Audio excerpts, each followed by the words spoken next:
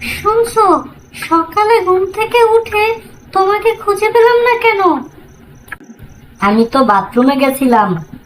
এতক্ষণ ধরে কি বাথরুমে গিয়ে কি সংসার শুরু করছিলে নাকি? না, আয়নায় নিজেকে দেখছিলাম আর ভাবছিলাম এমন হ্যান্ডসাম মানুষকে আমি কেমন করে পেলাম। এখনকার হ্যান্ডসাম ছেলে দেখলে আমার বিয়ের দিনটা মনে পড়ে আর আমি কান্না করি। তুমি তো তখনও কান্না করছিলে। হ্যাঁ, তখন খুশিতে কান্না করছিলাম আর এখন আফসোসে কান্না করি। আহা, এমন নাটক হলে সিনেমায় দিলে সিনেমা হিট হতো। হ্যাঁ, নাম দিতাম বিয়ের পর বিপদ। ঠিক আছে, আমি অভিনয় করব। আমি নায়ক আর তুমি নায়িকা।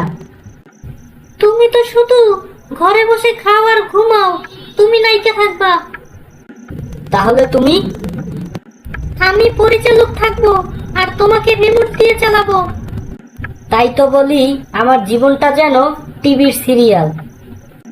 সিরিয়াল না, প্রতিদিন নতুন চ্যানেলের খবর।